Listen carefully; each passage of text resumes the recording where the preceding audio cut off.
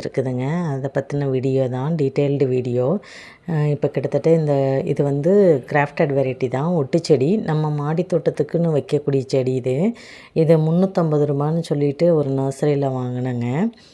இப்போ வந்து பார்த்திங்கன்னா, இந்த மாதுளை செடியை வாங்கி வச்சு கிட்டத்தட்ட 1 இயர் மேலே ஆகிடுச்சு. நிறைய பூக்கள் வச்சிச்சு. ஒரு 2 செடி வாங்கி வச்சு ஒரு 2 மாதத்துலேயே வந்து பார்த்திங்கன்னா நிறைய பூக்கள் வச்சிச்சு. ஆனால் அந்த பூக்கள் எல்லாமே கொட்டிக்கிட்டே இருந்ததுங்க. எனக்கு இந்த பிஞ்சு வந்து ஏன் இந்த பூ வந்து கொட்டுதுன்னு எனக்கு பிஞ்சும் வைக்க மாட்டேங்குது, அப்படியே பிஞ்சு வச்சாலும் கொட்டிடுது அப்படின்னு சொல்லிட்டு எனக்கு ரொம்ப நாளாகவே இது சந்தேகமாக இருந்துச்சு. என்ன பண்ணுறதுன்னு எனக்கும் தெரியலை. ஒருவேளை சத்து பத்தாமல் இருக்குமோ என்னவோ அப்படின்னு சொல்லிட்டு மீனமிலம், பஞ்சகாவியா, ஜீவாமிர்தம், அப்புறம் கடலை புண்ணாக்கு கரைசல் அப்படின்னு மாற்றி மாற்றி கொடுத்துட்டே இருந்தாலும், அதுக்கப்புறம் வந்து மண்புழு உரம், தொழு உரம் அப்படின்னு மாற்றி மாற்றி மண்ணுக்கும் உரம் கொடுத்தோம். டெய்லி மீனமிலம், பஞ்சகாவியெல்லாம் ஸ்ப்ரே பண்ணியும் பிஞ்சுகள் கொட்டிகிட்டு இருந்துச்சு. அப்புறம் வந்து எனக்கு இது என்னன்னே எனக்கு இதை பற்றின புரிதலே இல்லை.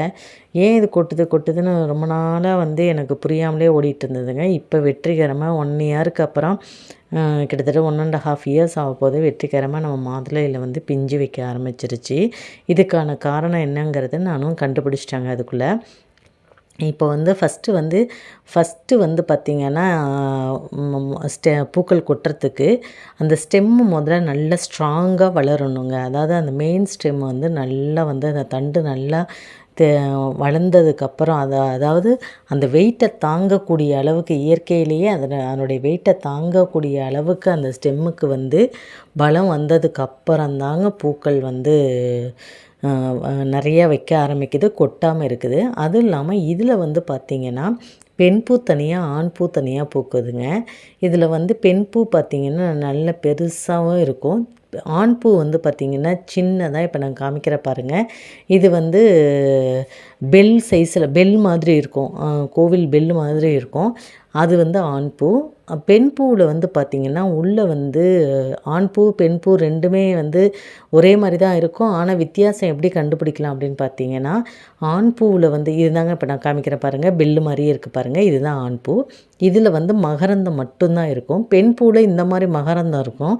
ஆனால் உள்ளே வந்து பார்த்திங்கன்னா ஸ்டிக்மா, அந்த மகசூல் அப்படின்னு சொல்கிறோம்ல, அந்த ஸ்டிக்மா வந்து உள்ளே இருக்குங்க.